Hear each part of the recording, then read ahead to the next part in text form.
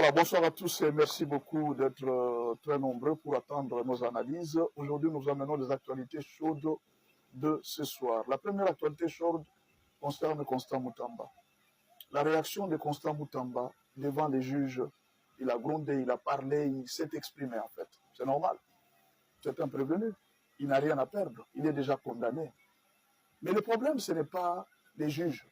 Au fait, quand Moutamba est en prison, et quand Moutamba sort de la prison, il ne comprend pas encore que c'est Dieu qui l'a amené en prison. Et c'est Dieu qui l'a testé encore en sortant un peu de la prison pour voir s'il a réussi les tests. Et les tests, c'est lesquels? C'est l'humilité. Vous savez, l'humilité est très importante pour l'élévation. C'est l'un des signes de l'élévation. C'est l'un des signes qui font que beaucoup de gens restent dans l'histoire. Si aujourd'hui vous n'avez pas d'humilité, c'est difficile de marcher parmi les hommes et même devant Dieu. C'est très difficile. Vous ne saurez pas tenir sans humilité devant Dieu. Vous ne saurez pas. Mais alors, regardez, je vous donne quelques exemples. Kabila en 2006 est venu avec une théorie. Momimimaki Abundakate pe Aswanakate. Nous sommes en 2006. Kabila est resté au pouvoir depuis 2006 jusqu'en 2018. À cause de l'humilité. Beaucoup de gens pensent que non, c'est Kabila qui a arrêté Jean-Pierre Bemba. Non, Jean-Pierre Bemba n'a pas été arrêté par Kabila. Bien sûr, peut-être pour ce que les gens pensent. Jean-Pierre Bemba a été arrêté par Dieu pour lui apprendre l'humilité. Et quand Jean-Pierre Bemba est sorti de la prison, regardez-le comment il est. Regardez ce que Jean-Pierre Bemba fait. Qui pouvait donner la chance que Jean-Pierre Bemba, quand on l'a mis ministre des Défenses, ministre des Transports, il pouvait réussir? Regardez les exploits que Jean-Pierre Bemba fait. Qui pouvait imaginer que Jean-Pierre Bemba pouvait vivre avec Félix Tshisekedi? Aujourd'hui, Jean-Pierre Bemba est devenu très utile pour la nation. Je ne vais pas vous tromper. Parmi les meilleurs ministres de Félix Tshisekedi, c'est Jean-Pierre Bemba. Ça, je ne vais pas vous tromper. Et c'est ça le fruit du brisement. Le brisement est très important quand Dieu doit t'élever. Mais c'est que Moutamba n'a pas encore compris. Et ses conseillers, c'est justement ça le problème. Moutamba n'a pas encore compris le sens du brisement. Le brisement est très important. Tout ce qu'il dit, lui, dans sa tête, il est en train de penser que ce sont les juges qui l'ont amené. C'est peut-être Félix, c'est peut-être les opposants qui l'ont amené là. Et beaucoup de gens sont en train de lui faire croire ça. Et la population est derrière. Ce n'est pas la popularité qui donne l'autorité. L'autorité vient de Dieu. Si c'était seulement pour la popularité, Etienne Tshisekedi serait président de la RDC. Il ne l'a jamais été. Dieu a choisi son fils. Donc c'est un conseil que je donne à Constant Moutamba. Abaisse-toi, humilie-toi sous la main puissante de Dieu. Et Dieu va t'élever au moment voulu. Ne force pas. Ne te venge pas. Ne cherche pas non, laisse. Dieu va te faire sortir de là. Rappelez-vous de Mandela. Mandela est devenu président comment? Il a été humilié pendant plusieurs années. Il y a trois choses que Dieu attend des hommes pour marcher avec vous. Dieu a besoin de l'humilité. Dieu a besoin de lire en vous l'amour. Et Dieu a besoin de lire en vous la serviabilité, le souci de servir les autres. Vous voyez, regarde Félix Tshisekedi. Quand il est arrivé, il est devenu président. Vous vous rappelez comment est-ce qu'on l'a insulté? D'ailleurs, même Kabila lui-même ne lui avait même pas donné la chance. Il ne fera rien. Les gens du PPRD, FCC Cash, on l'a humilié. J'ai vu même Mova Sakanya en kimono en train de dire qu'il va se battre avec Félix. Vous vous rappelez? Il était en kimono. Il y a même quelqu'un qui a déclaré, on ne peut pas nous intimider. Tout le monde était en train d'humilier Félix Tshisekedi. Rappelez-vous de Janine Mabunda, chef de l'Assemblée nationale. Elle a enlevé la photo de Félix Tshisekedi sur le mur. Combien d'humiliations Félix n'a-t-il pas subi?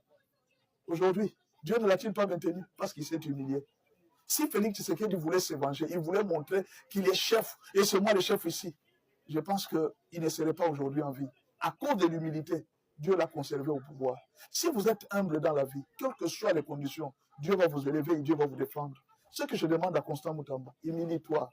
Ne te venge pas. Laisse la vengeance à Dieu. Vous savez, il y a des gens qui t'ont fait du mal. Laisse Dieu, il va se venger. Tu es un enfant de Dieu, tu es un serviteur de Dieu. Tu vas à l'église. Laisse Dieu, va se venger. Ça ne sert à rien de t'acharner sur les gens, de regarder aux gens. Ne pleure pas. Je n'ai jamais entendu quand Jean-Pierre Bemba est sorti de la prison, il a cherché la vengeance de qui que ce soit. Il a compris qu'il était en prison pour une mission. En prison où quoi? En prison où Moutamba est. C'est pour une mission. Dieu veut te briser. Dieu veut te donner l'amour, la capacité de pardonner comme Mandela. Tu sors de la prison, mais tu pardonnes à tout le blanc. Malgré les 27 ans d'humiliation qu'ils t'ont fait, ils t'ont mis dans la prison. Mais je dis, j'ai pardonné. C'est ainsi que Dieu élève les gens. Dieu n'élève pas les gens facilement comme ça. Ça, c'est la première leçon. C'est un conseil que je donne à Constant Moutamba. C'est bien. Ne l'encouragez pas dans le mal, s'il vous plaît. Si vous aimez Moutamba, ne l'encouragez pas dans l'orgueil. L'orgueil va l'abaisser. Encouragez-le dans l'humilité. Si Dieu l'a mis en prison, c'était pour l'humilier. Parce que Dieu est en train de préparer Moutamba. Dieu est en train de préparer Moutamba à faire quelque chose. Il est en train de préparer Moutamba à faire quelque chose. Vous comprenez? Dieu est en train de le préparer un jour à occuper une fonction dans ce pays. Mais c'est dans l'humilité, le pardon et la serviabilité que Dieu va les bénir demain. Ne l'induisez pas en erreur. S'il vous plaît, je vous donne un conseil, n'induisez pas Moutamba en erreur.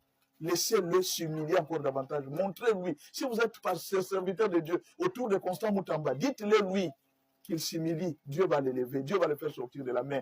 Les tests que Dieu a fait, c'est comme si Moutamba n'est pas encore brisé. Ça ne sert à rien. La deuxième actualité chaude, c'est Katebe Katoto. Katebe Katoto dit ceci. Il dit, je suis venu au Katanga, pas pour Moïse Katumbi, mais je suis venu pour le bien de la communauté. Moïse Katumbi a dit que je vais présenter au président de la République ce que le peuple katangais ont proposé comme problème, notamment sur la gestion du Katanga, des minéraux et de tout ça. C'est déjà positif, ça c'est une très bonne chose. Ce que j'ai aimé, et je vous ai toujours dit ça, quand le président Félix est arrivé au Lomami, il y a déjà 2 projets qui sont en vue. On va construire un aéroport moderne à Kamina, et puis on va construire l'aéroport de Malembakoulou. Malembakoulou est en train de construire un aéroport qui va bientôt prendre fin. D'ici là, on est en finalisation de l'aéroport de Malembakoulou. Imaginez à Malembakoulou, les avions, même parfois des avions internationaux, vont commencer à descendre à Malembakoulou, à Kanyama-Kassese. C'est-à-dire le Haut-Lomami pourra avoir 3 aéroports modernes. Et en plus de ça, pas seulement les aéroports modernes, on veut faire de Kamina le plus grand carrefour de la RDC parce qu'il est la rencontre de plus de 5 provinces. Il y a le Lualaba qui se termine à Kamina, il y a le Kassai, Kamina, il y a le Tanganyika qui vient à Kamina, il y a le Haut-Katanga qui vient aussi à Kamina. Regardez un peu comment est-ce que Kamina, c'est un grand centre. Alors, l'objectif aujourd'hui, c'est de faire de Kamina le plus grand centre. Et alors, Katebe Katoto est parti à Lubumbashi. Peut-être prendre aussi les Katangais pour qu'ils prennent conscience. Vous savez, aujourd'hui, il y a 2 personnes qui ont marqué la RDC, ce sont des Katangais. Il y a le ministre des Infrastructures actuel, il s'appelle Banza. Regardez le travail qu'il est en train de faire. C'est un excellent ministre. Regardez Kassomo Kabwik, c'est un excellent général. Il a corrigé tous les généraux de la RDC pour leur dire que vous pouvez être une source de bénédiction pour votre nation. Et non seulement avoir des titres et construire des immeubles. Je ne sais pas si Kassomo Kabwik a construit combien d'immeubles. Mais jusque-là, ce qu'il a fait pour le pays, c'est plus que des immeubles. Et il est resté dans l'histoire aujourd'hui. Et c'est un Katangais. Vous voyez, nous avons besoin que tout le monde mette sa main dans le pays pour l'évolution du pays. Et non commencer à nous battre, à nous injurier. C'est ce qu'on est en train de faire là. C'est ce que Kabwik est en train de faire. Moi, je ne crois pas que Kabwik est du Haut-Lomami. Hein. Kabwik n'est pas du Haut-Lomami. Kabwik doit être... Non, Kabwik n'est pas de Lualaba. Il doit être de Lualaba. Kassomo Kabwik, c'est non de Lualaba. Je ne me trompe pas. Il n'est pas de Haut-Lomami. N'est-ce pas? Mais ce qu'il fait, c'est dans le Haut-Lomami, à Kanyama-Kassese. Vous comprenez? Si chacun commence à dire, nous, chaque Katangais doit développer chez lui, ça ne se fait pas comme ça dans un pays. On peut vous nommer, vous êtes Katangais, vous allez développer au Kassai, vous allez développer au Nord Kivu. Le problème, ce n'est pas de développer ma province, le problème, c'est de développer le Congo. Nous sommes au 21e siècle, nous ne pouvons plus parler de nos provinces, nous devons parler du Congo, de la nation.